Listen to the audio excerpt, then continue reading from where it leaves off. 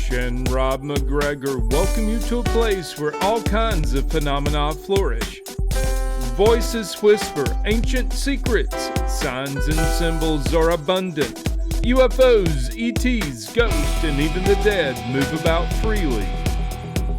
Here we meet authors, researchers, and investigators of the mysterious, the strange, and of the inexplicable anomalies that surround us. Step out of the everyday world and take a journey into the mystical underground.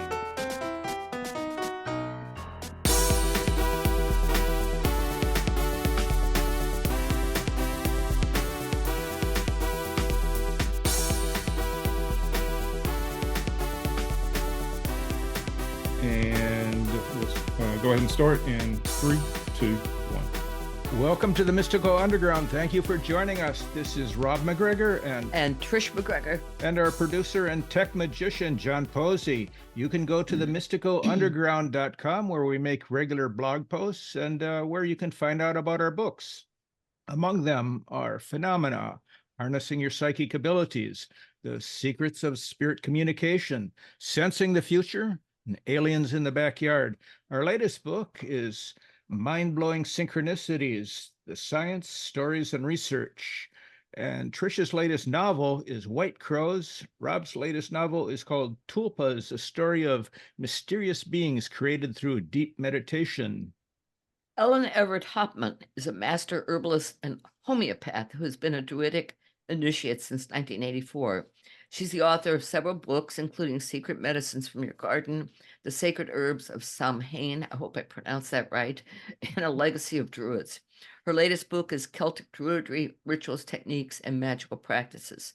Ellen is a founding member and former co-chief of the Order of the White Oak, also the archdruidess Emerita and founder of Tribe of the Oak, as well as a member of the Great Council of Ages and Sages. She lives in Massachusetts. Welcome, Ellen. Welcome, Ellen. So, Ellen, you are a Druid initiate. You have been a Druid initiate since 1984, but before entering the path, you spent that summer of 1984 at Findhorn, Scotland. By then, it was known as a very magical place. Did you experience any of that? And could you talk a little bit about your time at Findhorn?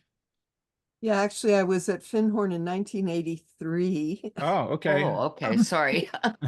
Yeah, it was just one summer, 7 weeks at Findhorn, 1 week on the island of Iona, which is in the Hebrides, and an entire novel came out of that one. It's called my novel, The Druid Isle. Wow.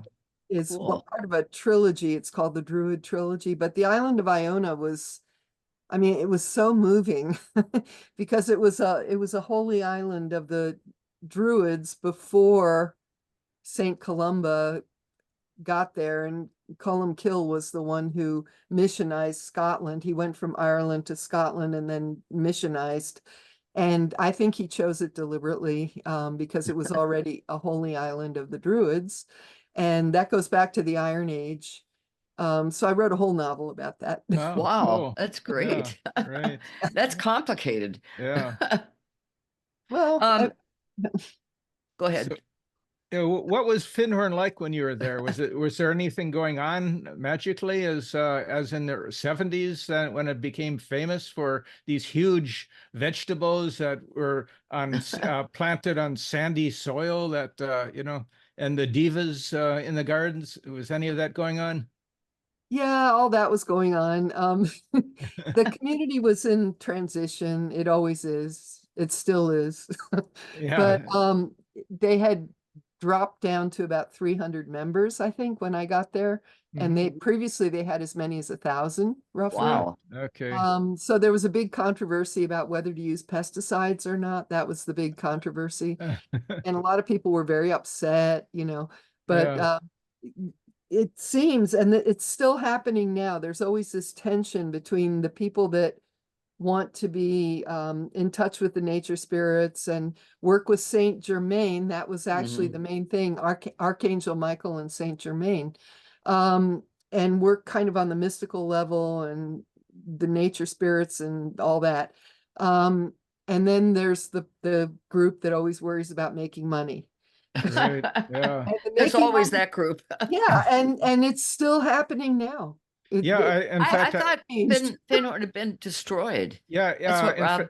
yeah. In fact, they had some trouble financially because of Brexit and COVID, and Right. they fired a bunch of people, and one of them started two fires and a lot of damage there. And I Yeah. don't know if I don't know if they've reopened yet or not.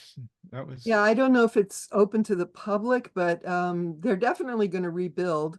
But yeah. once again, it was just you had a group of people who made the decision, which is kind of unfortunate, to let go of people after telling them that they had a home for the rest of their lives. Wow. And these people had no savings, no pension, Yeah. nothing to fall back on, and then were suddenly told they had to leave.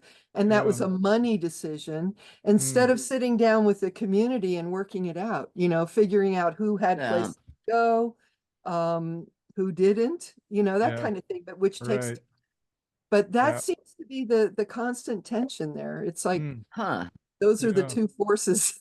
Right. Yeah. God. So what drew you to Druidism? That came right around that time, right? Yeah, it all seemed to happen around that time for me. It must be astrological or something. I don't know. Well, I heard about Druids for the very first time when I was on Iona. Um, and I heard some tapes of recorded talks, I think, stories about Druids. Uh-huh. And I had never heard the word Druid out loud before. And it had a very profound effect. And I considered my time on Iona as a mystical journey. I walked the entire island. Huh. It's not very big, but I started out like very early in the morning and then walked the entire perimeter. And I found these power spots all around the island. Huh. And it was really interesting because I would feel that I was at a power spot. And then I would get there and I'd find this little tiny cairn of stones, which was a cairn is just a collection of stones. Usually it's over a grave or something like that. But these Huh. were tiny little cairns. And that told me that I was in the right place, Wow. It was kind of confirmation. So that's all in the novel as well, The Druid Isle. Well, who's your protagonist in this novel? Well, You.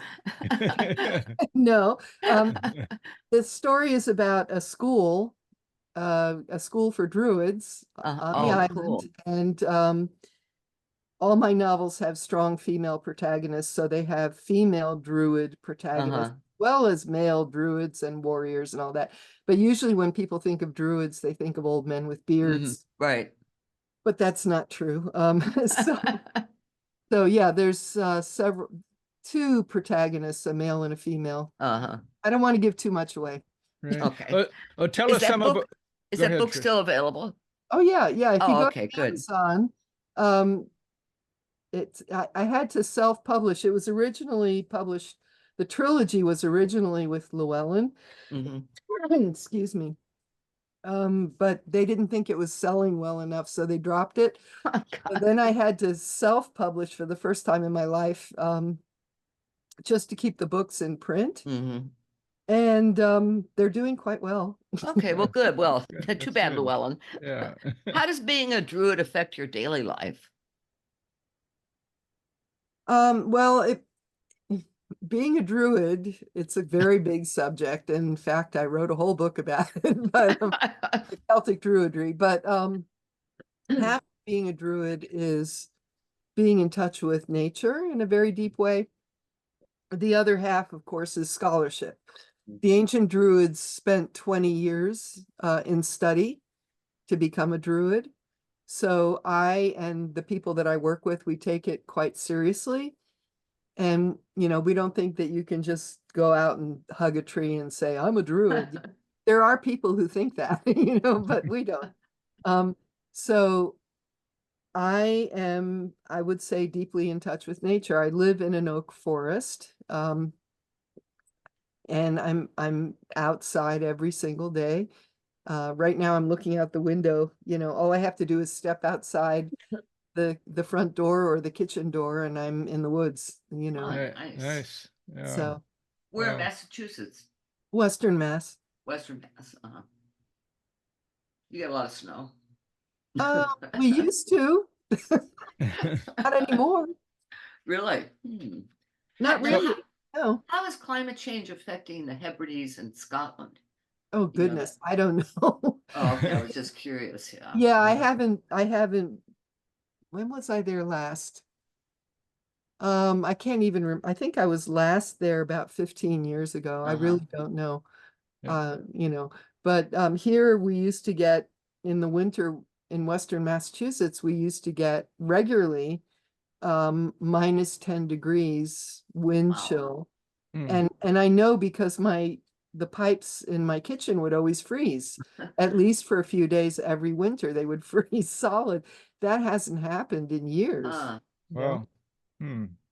So, Ellen, what was it like for a druid in ancient times? How did they live?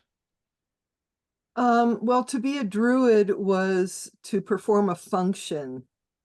So the idea that a druid was some mystic who lived alone out in the woods is, again, that's a Victorian fantasy. It was nothing like that. The druids had specific occupations.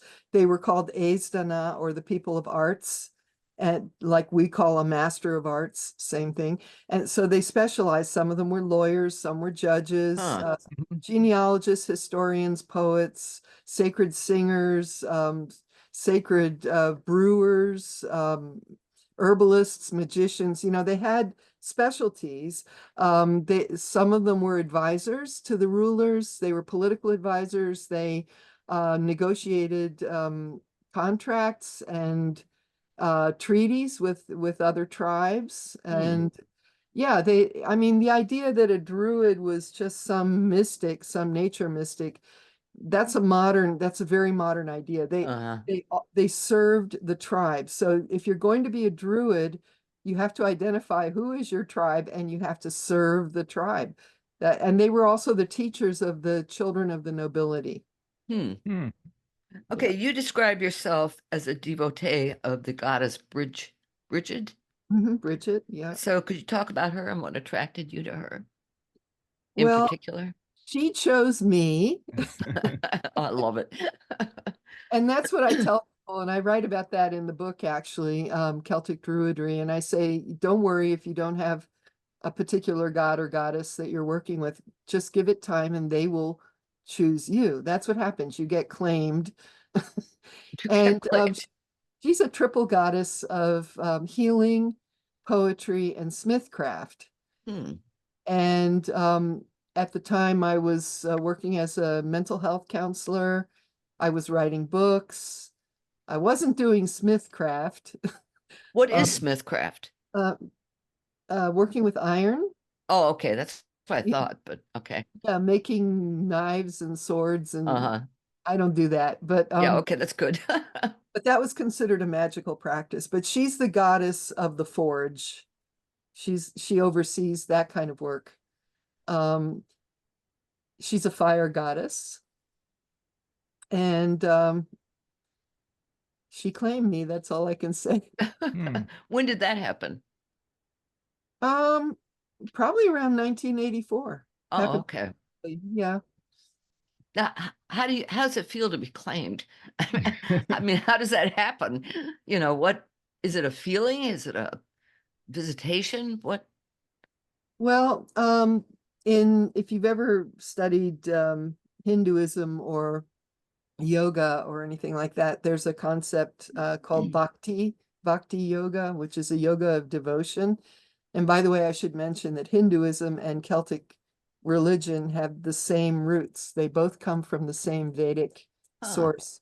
So there's a lot of similarities. But bhakti is when you have this need, it's an innate need to worship and be in spiritual relationship with deities, one or more. And I've always had that since I was a little girl. And what's interesting is my parents were atheists pretty much, but I I always had to have an altar. Hmm. Even Huh. as a little girl, I had an altar in Interesting. my bedroom. I always did that. And it's because that's who I am. I'm a bhakti yogi, I guess you could say. But I'm also other things. I'm a jnana yogi as well, which is the yoga of learning and wisdom. At least I try. You think But there's a past life connection? Have you ever explored past lives? oh yeah, I'm sure of it. It has to be, Mhm. Yeah. because where on earth did that come from? Where did this idea Not for your the altar parents. come from? Yeah, Yeah. Yeah. I mean, I had a picture or a statue, I can't remember, of Mary somehow, and candles, and yeah, I always had to have that. And to this day I have an altar in the living room, I have an altar in the bedroom, I have another altar outside for the fairy Wow. in Mhm. the garden. I have to have altars. That's What'd your just parents think? They must have, oh my God, we got a weird daughter. um they always said to me, um, God is an idea that was invented by people to explain their fears. Uh-huh. That was the logic. Yeah. But it never made sense to me. And I had a red tricycle, and I must have been 3 or 4 years old, and I would go up and down the block on my little red tricycle, singing songs to God. I had no Wow. idea who God was, but I said, look, you gotta show me something. You gotta give me a sign, because I don't know what to do here, and I would be singing, you know, That's So it. you That's were the weirdo on interesting. the block, in other words. all of my life, always. Yeah. That's interesting. Wow. But the way that Druids worship gods or goddesses isn't exactly like in Christianity, is it? I mean, No. can you explain that a little bit? Well, in Christianity, the deity is unattainable. The deity is Uh-huh. in the sky, and you're always not, you're certainly not equal to it. You're not worthy. You're Hmm. supposed to say that I don't know, you're supposed to feel A bad. you're a sinner. Yeah, you're a You're a sinner, sinner. and you Yeah. were born that way, and Right. and you should feel bad anyway. But no, for the Celts, it was when you picked a god, or a god picked you, and then your goal was to be just like them. Oh, interesting. Ah, So Quite different from Christianity. totally right. different. So Yeah. the god would inspire you to be more than you were, to be a bigger person, a greater person. Yeah. Hmm. Yeah, Trish and I both come from a Catholic background, so we know the other version quite well from We don't follow it. from the past. Yeah. Yeah. S- So this connection between, I'm interested in this connection between the Celts and the Hindus. I was a yoga teacher for many years. Mhm. Um, do you think this is something that these two cultures developed independently, or do you think there was some interchange between the two that resulted in them both following many of the same things? Well, Um, there's the whole Indo-European continuum, and it's called Indo-European because it stretches from Europe all the way into India, right? And they both, Hinduism and, as I said, Celtic religion, both came from the Vedic tradition. Yeah, and they both had caste systems too, although Yeah. not in the way that people think of caste systems. As I was reading in your book, in the ancient times, you could rise up in your caste. You're not stuck there. You could evolve, apparently. Is that what Right. you? They had the exact same caste system. So you had the Druids, who were the equivalent of the Brahmins, Hmm. and most people were born to Druid parents, so they were trained by their parents, but you could also go to Druid college. But Huh. there were lots of rules about that. You had to be the grandchild of a wealthy farmer. You couldn't just be the son of a farmer, but you had to be the grandchild of a farmer, and then a wealthy farmer, and then you could go to Druid college. But Huh. or you could be a harper. Once you learn the harp, you automatically were elevated. Really? Wow. Yeah, well, the class was called Nemed, which is sacred. So you were automatically in the sacred class once you Hmm. played the harp. But yeah, so Druids are the equivalent of Brahmins, and then you had the warriors, and the king and the queen came from the warrior class and had to be ritually elevated to the Nemed or sacred class. And that was done by a druid. And we actually have, there's a book called the Oidacht Morin, which I mention in the book, which we have a portion of the king making ritual where the druid is telling the king how to be a good king. Huh. And then, and this is long, you know, they had very strict ethics and morals and all that long before the Christians showed up, you know. And then you had the farmers and producers, and then you had, among the Celts, you had the slaves, and then for the Hindus, you had the untouchables or the Sudra. But yeah, up until the 9th century in India, and up until, I guess, until the Romans caused all the problems Yeah.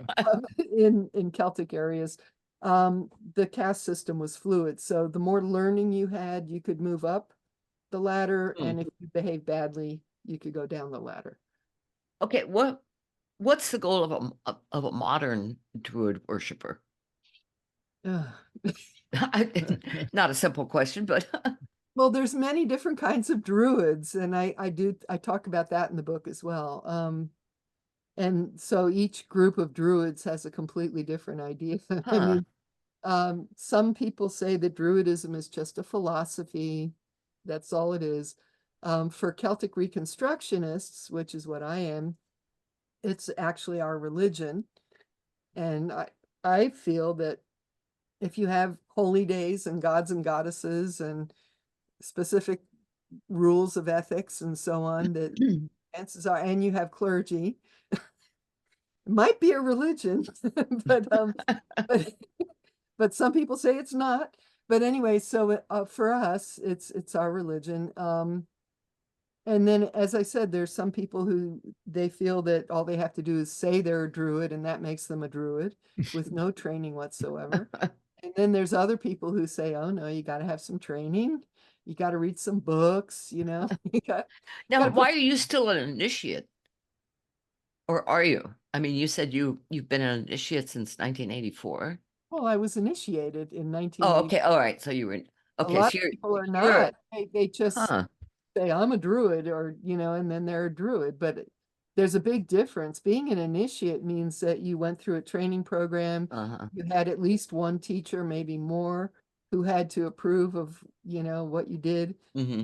It's kind of like the difference between somebody who reads one book about witchcraft and decides they're a Yeah. witch, as opposed to a Wiccan who goes through traditional Right. training, which is a whole other beast, you know. Well, do you train other wannabe druids now? I did for many Oh, years. you did.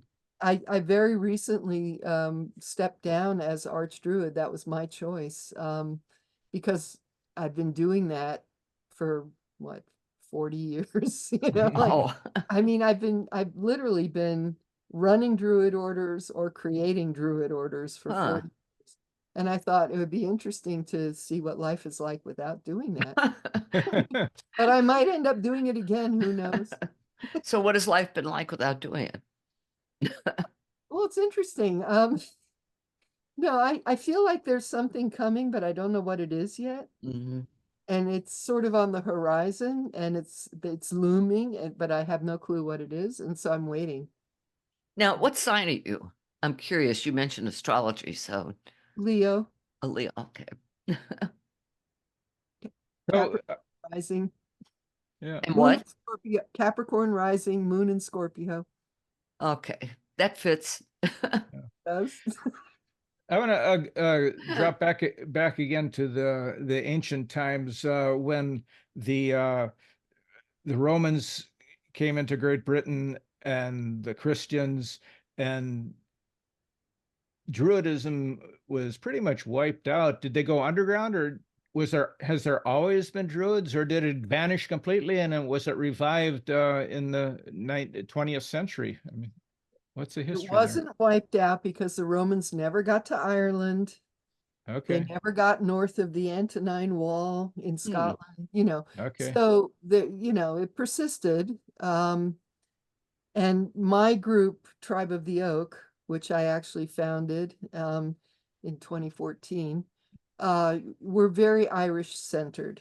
Mhm. And there's a reason for that. There's a great wealth of literature that we have that's in the Irish tradition. And again, a lot of people think that Druidism is British. That's what they think. Mhm. And they don't know about the Irish material. Huh. But Mhm. there's just that, there's a lot. There's really a lot. Hmm. But the missionaries did come up there and pretty much converted people, didn't they? I mean, didn't they? Was there an attempt to just abolish Druidism during that period? Well, yes and no. The missionaries, of course, were trying to convert people, Right. but the Druids allowed themselves to be converted. And so Okay. actually the reason I wrote the Druid trilogy of novels, it's called the Druid trilogy, was because I was trying to figure out for myself, why would Druids have done that? Why would they have gradually melded? They joined with the Christians and created a tradition called the Chaldee. And actually I'm still learning, and I learned more after I wrote the novels, but the novels were my attempt to try to explain that. Hmm. But around the 5th century, there was a plague, a pandemic, the Justinianic plague, and the weather was really bad. There was climate change. Huh. So you had a lot of rain, terrible amounts of rain, so the crops were ruined. And then you had this plague. So imagine you're a druid and you're used to always being taken care of by the tribe because um, you were part of the royal, advisors, and you were fed and you were housed, and you weren't building houses or farming. You were an intellectual and you were part of the intelligentsia, and you were always taken care of. All of a sudden, everybody's starving and people are dying right and God. left with this pandemic.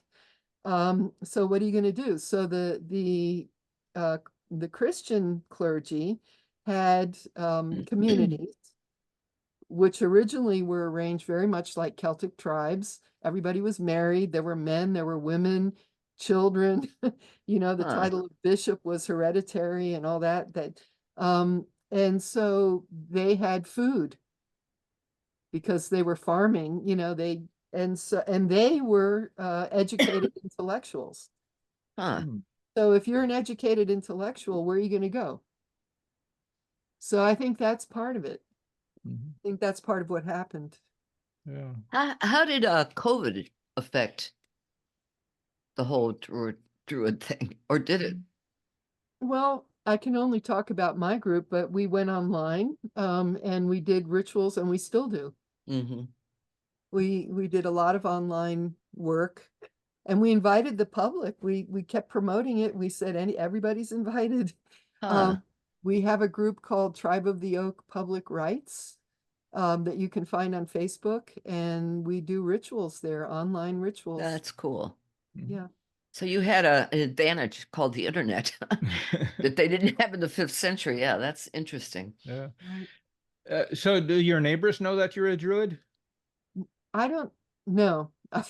Well, Okay. okay, let me take that back. I have one neighbor, and I worked very hard for this to happen. Oh, She's a witch, and she lives next door.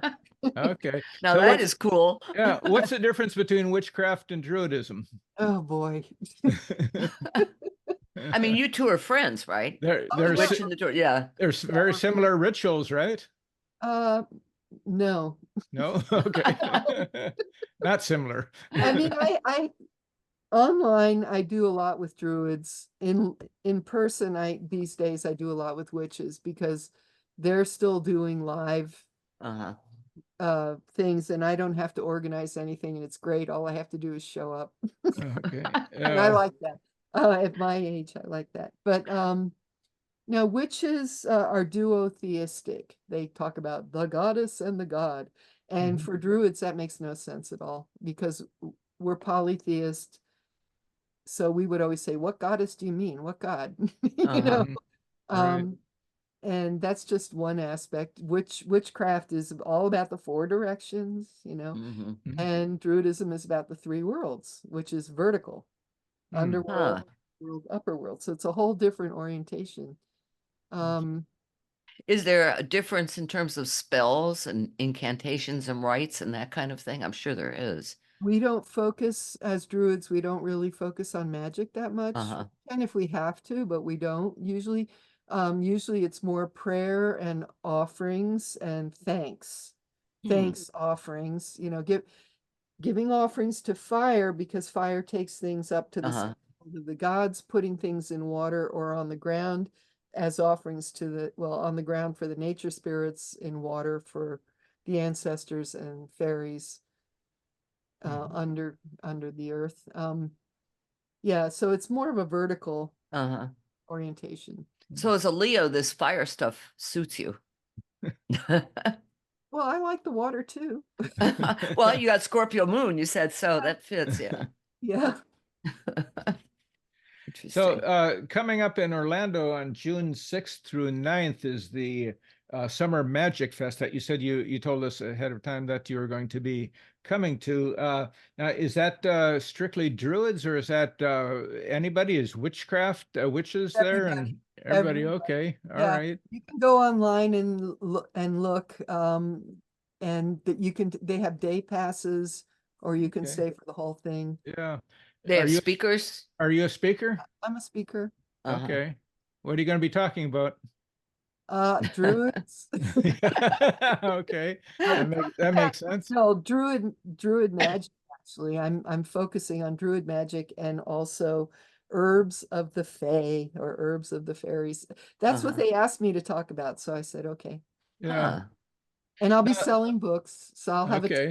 You come have Oh, an see. exhibition. Hello. that's good. Oh, maybe we'll see you there. If- So, Let me one of ask the you a question. Have you ever gone to Casadega, which is No, just north of Orlando? It's a spiritualist community where everybody's a psychic. wow, no. Everybody it's talks to the dead. it's a little town in the hills, which there's very few hills in In Florida, Florida, but but there are some hills there, and Huh. it's a kind of it's an old town that has existed for Florida. It's old from the 1920s. A well, lot of actually from the old, 1800s is when they first started establishing it. The hotel yeah, goes back to the 1920s. yeah, But if you yeah. get a chance, you should go up there. I think you'd enjoy it. Are they spiritualists? They sound Yes. They're uh, spiritualists, right? Yeah. Yeah. yeah, we Yeah. have a big spiritualist community not far from here. Oh, do you? Yeah. But I don't I really don't travel that much. I usually only go when I'm invited. Mhm. Yeah. Rent a car. So, one of the things that Druids have been associated with that I have heard is untrue is Stonehenge. Did Druids practice at Stonehenge? Is there any known association of Druids with Stonehenge? Well, in modern times there certainly is. Yeah, right. But in ancient times, no. Huh. Stonehenge long predates the Druids, over 1,000 years before Uh, the Wow. Druids. Yeah, it's Neolithic. Um, and I mean, the Druids didn't write things down that were important. They wrote down unimportant things, but not important things. So we don't know I mean, they might have honored Stonehenge. They probably did, but they didn't build it. Hmm. Well, now, how does becoming a druid enhance modern life, especially in this century? Well, we have to learn to honor nature again Hmm. as a culture, because humans are not going to make it unless we do. And we're not changing fast enough. yeah, Mainly, there's no political will, mainly. yeah. Uh-huh. Do you think No. do you think there's sacred observances that are missing from our modern life? Well, absolutely. Yeah. I mean, Christians could easily follow creation spirituality. that's something they could do. Creation spirituality is not incompatible with Christianity. It just says that nature was created by God, therefore nature is in and of itself sacred. But too many people just think of it as, trees are just green stuff that should be cut down, and they don't realize everything's interconnected. And if you keep hacking away at nature, sooner or later the whole thing is going to collapse. Well, it's like Florida. We used to have natural barriers against hurricanes, like the coral reef, and but they've just constructed so much that there's no barriers left. Right, same thing in Louisiana. And so when storms come in, it's much worse. You get all the terrible flooding. And the Yeah, destruction. because people, they don't have respect for nature. They don't honor nature. They think that, and I hate to say it, but the Bible really did this, because it told people to subdue nature or whatever. And then you that's have not a governor like ours who deletes the words climate change from all statutes, everything. That's the way he takes care of. Now it doesn't exist. well, if he gets out of office, do you think that'll be changed? Will that go? I sure hope so, Yeah. because he's destroying Florida. He really is. Yeah. Well, Let's see. I mean, it's going to sink. So at least South Florida. Yeah. That's. So can you talk a little bit about what the connection between druids and trees? I mean, that seems to be that's fascinating. That's like Tolkien and the Ents. seems to be somewhat at the heart of Druidism. Yeah. I have a saying, every tree is a church for a druid. And you know how I was talking about the vertical orientation?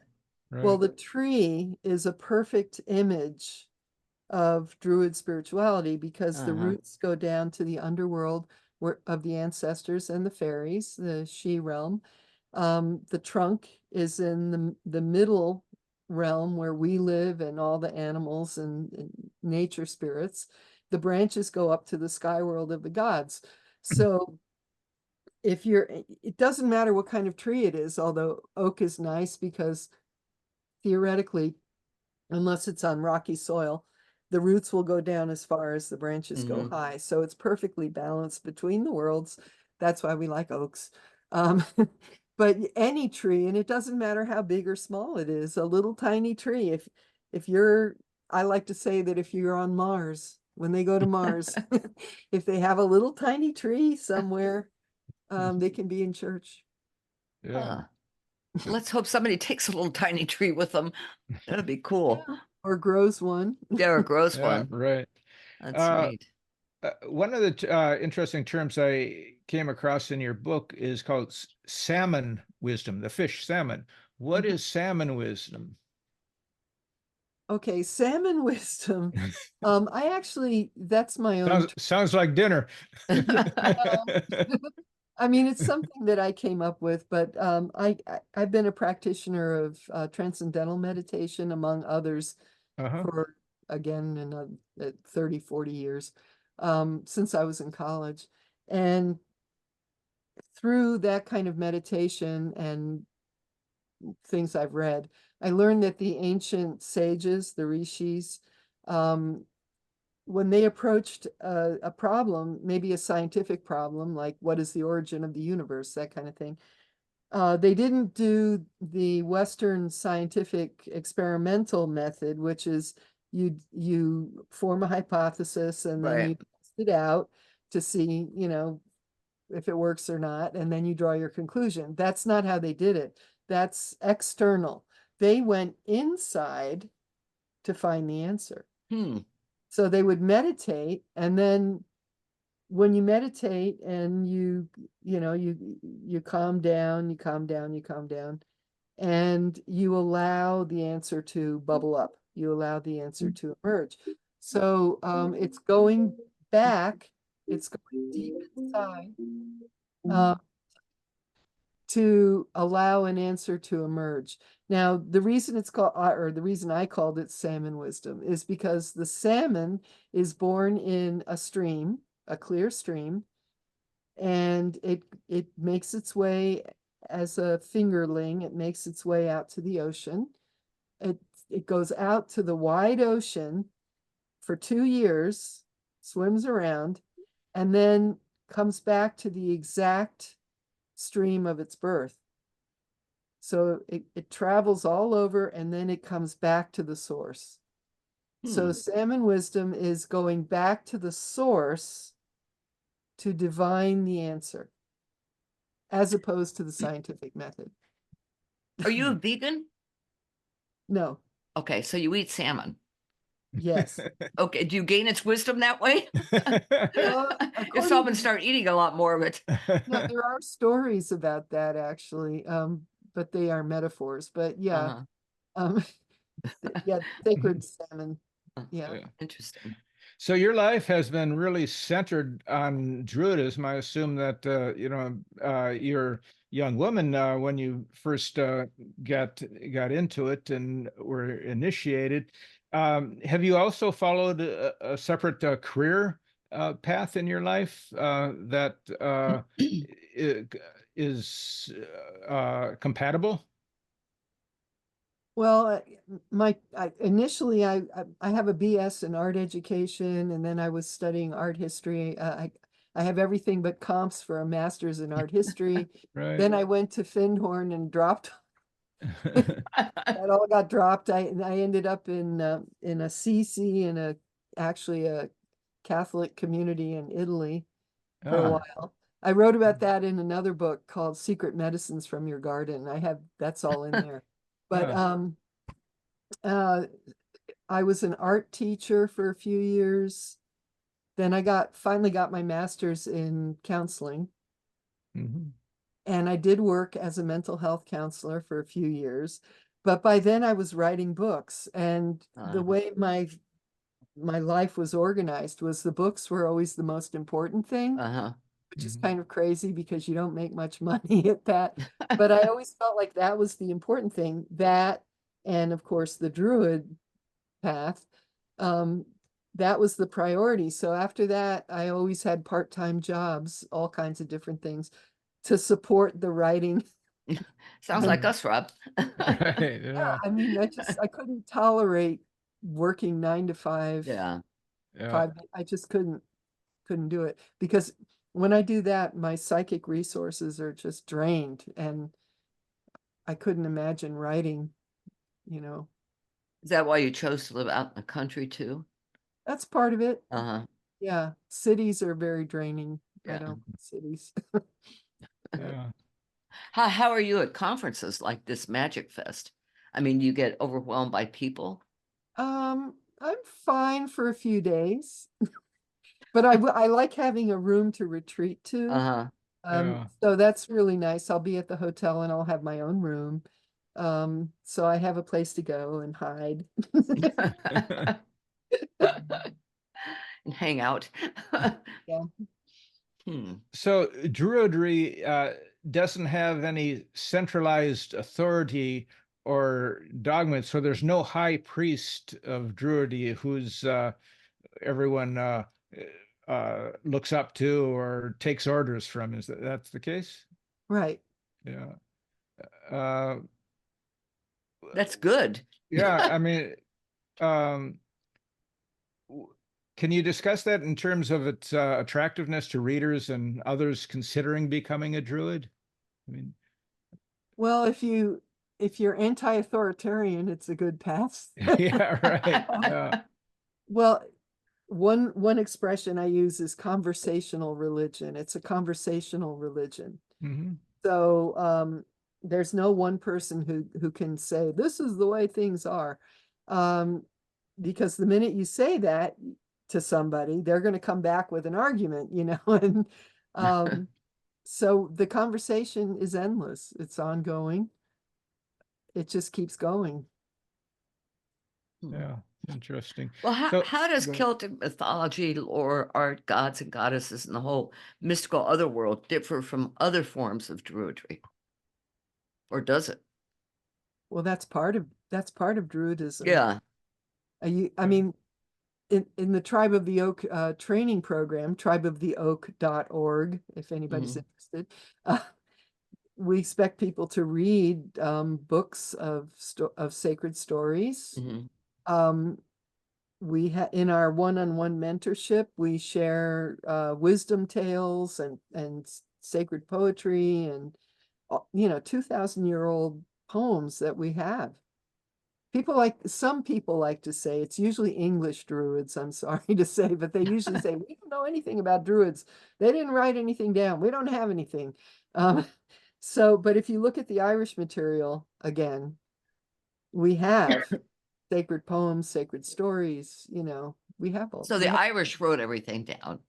Well, Is the that it? monks did. The monks Uh, wrote it down because it was all in the oral tradition. I mean, think about it. If your job is to go from town to town, missionize yeah. people, if you don't know the stories, then they're going to think that you're just some ignorant person. But if you know the stories, then you're going to come across as an educated person. Right. You're going to be the equivalent of a druid. Maybe you can hang out with the druids. You can talk to each other as equals. You might get a little respect, but if you don't know the stories, nobody's going to Hmm. care, so they had a reason to learn the stories and to write them down. And thank goodness, because that's why we have them, Hmm. and the poems. Do you think your past life with this stuff was in Ireland? Must have been. Yeah, I mean, well, when you've been to Ireland, right?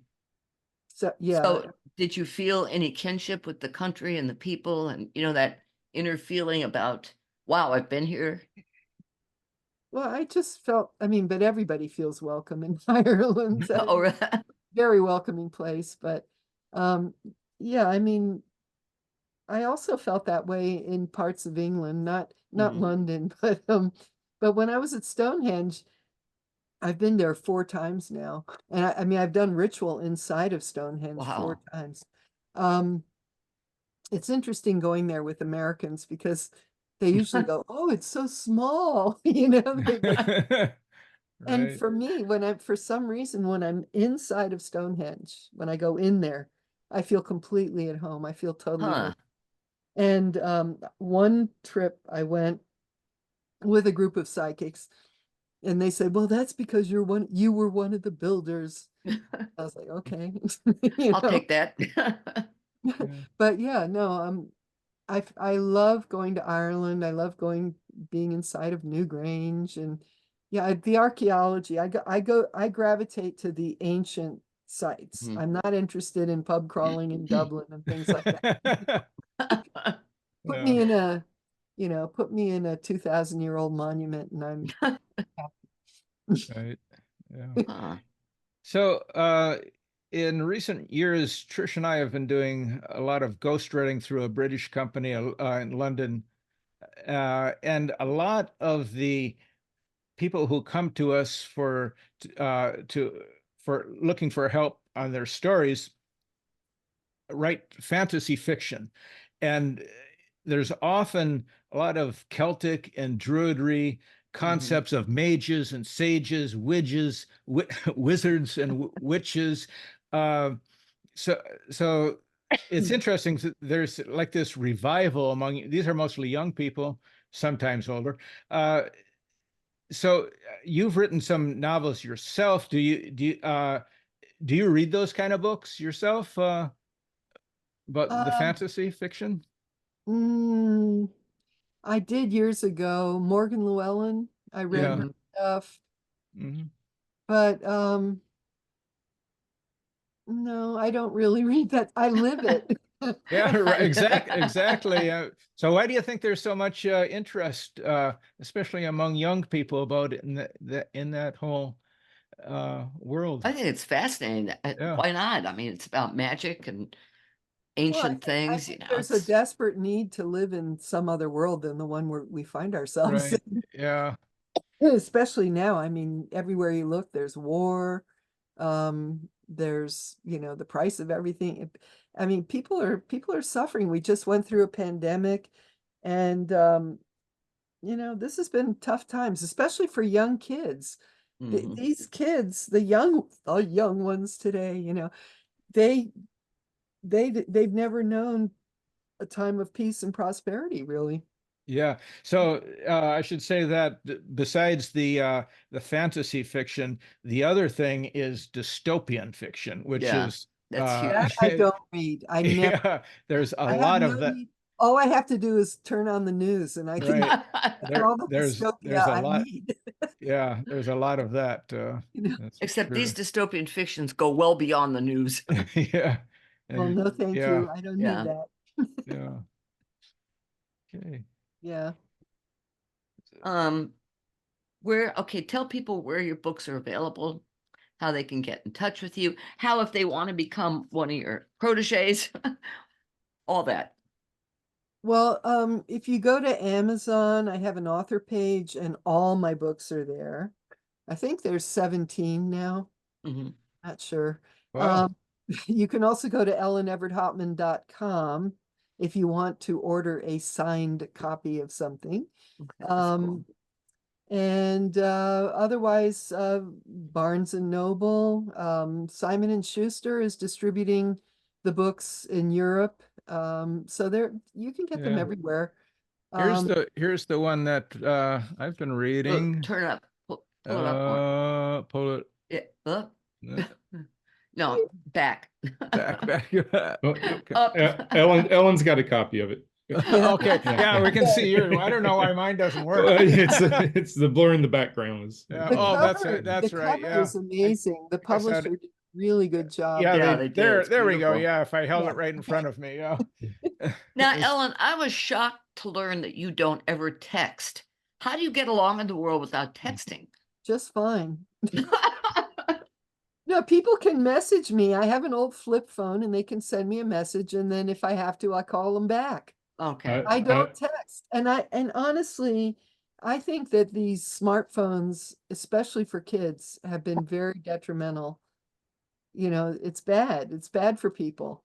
I've been retired, quote unquote, which means I've been working full time, but the last job that I had for about 10 years, during breaks, I would always go outside. It didn't matter what the weather was, if it was raining, snowing, sun, it didn't matter. I was outside. And we were in the country, so I saw the most amazing things. I saw coyotes, I saw owls, I saw muskrats. There was always something, and the sky was incredible during the day and at night. And I just felt so refreshed. The people that I worked with would go into the break room, and they would Look at their phones. be on their phone Yeah. playing Candy Crush or whatever. I've never played that, but it just made me so sad because I felt like they were missing out.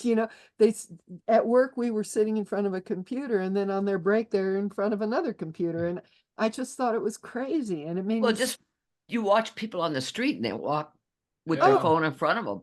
Yeah, you know. in the supermarket, this shocked me so much. I saw a mother with maybe 5 kids. There was a group of kids, and they were like in a row. So they were like 10, 9, 8, 7, 6, 5, 4, like ducklings. Each kid had a phone like this, Jeez. and they were just trailing behind their mother, glued to the phone. Right. But the thing is that the more they do that, the lonelier they feel. Uh-huh. The more cut off they are. And especially for children that are trying to develop and grow, it's terrible because they're Yeah. not outside learning, they're not doing physical things, they're not working with their hands, they're not learning the politics of the playground, And I just think it's really tragic. So I refuse to take part. Huh. Yeah. That's interesting. Yeah, there's a video I saw a woman walking down the street in New York and totally concentrating on her phone, and there's a big hole in the sidewalk and there's a barrier, and she walks right into it and flips head over heels right down, disappears. I mean, it looks hilarious, but she was badly injured, Of course. from that. Yeah.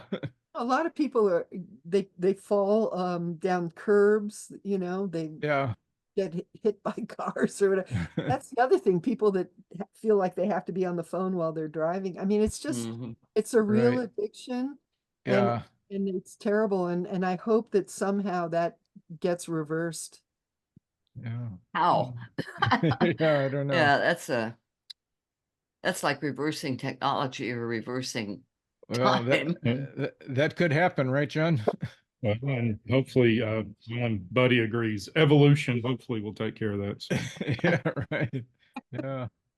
Now, Ellen, do you have any pets? Do you have a dog, a Yeah, I cat? was going to ask that question too. Yeah, 2 cats and about 4 possums. or Okay. possums. Wow. Yeah, we Uh, got the the possums possums are- too. The possums are wild, but they come to my door and I feed them every night. Oh, Really? that's And nice. 2 Yeah. raccoons. Yeah. Huh. Do they get along with your cats? No, the cats are inside and Yeah. the possums come to the entranceway and they get fed. Huh. Yeah. That's pretty cool. Yeah. Yeah. Maybe we should try that, Rob. Yeah, they're our cats don't like the possums. Well, they get along with cats. They actually Do do. they? Oh, Yeah. okay. Yeah. Hmm. What about dogs? They get along with They dogs. don't like dogs. Yeah, Probably I do. don't have a dog. I don't know. Probably depends Yeah. on the dog. Hey, Yeah, real, probably. real quick, while mine's being quiet, Ellen, I'm gonna send Trish a link to a song by an artist from a pretty obscure artist back in 1997 by the name of Adam F. The name of the song is "The Tree Knows Everything." Oh, wow. There's nothing particularly mystical about the lyrics, but it really is, it's up for interpretation, but it's certainly about a relationship or a lifetime lived around a tree in the front yard of this house and how time moves on for everybody, but the tree's always there and the tree is observing. I think it's a great song. So I Yeah. think you would enjoy it. John is our true master of music. Yeah. He Yeah. notices synchronicities all the time and covers and so Yeah. once I And our- get it from him, I'll send it to you. Yeah, and our daughter just went out west, and she went to the 2 national parks where they have the redwoods and the sequoias. Mhm. The redwoods are the tall ones. The sequoias are the huge ones that several people could not wrap their arms around it. They're amazing trees, and I think they're the oldest beings on the planet, I guess. Mhm. Yeah. Yeah, I've Have you been there? Oh yeah. Yeah. Yeah. I went inside one of the trees. Ah. You're not, I mean, I didn't know it at the time, but you're really not supposed to do that. But I did. I went inside and I lay down and I had all kinds of visions and the tree Wow. Oh, was wow. with me. Ah, Huh. that's interesting. Did you like the yeah. Ints in Tolkien? Well, yeah, Yeah. I've never met an Ent. I would, They're probably all Ints. Okay, thank you for joining This has us. just been great. And John, when's this episode going up? It'll be a week from today. Okay. So Okay, we'll send it to okay. you. I just want to add one thing. If people want to study Druidism, Mhm. but you have to be ready to read books, which people don't like to do anymore, which is very sad. Yeah. But if you're prepared to study and read books and then do one-on-one mentorship and spend a few years at this, it doesn't happen overnight. You can go to tribeoftheoak.org. Okay, cool. Okay. Thank you. Thanks This for has been so mentioning that. fascinating. Okay. Thank Thank you. you, Ellen. Thanks. Okay, now. take care. Thank you. Have a good day. Bye.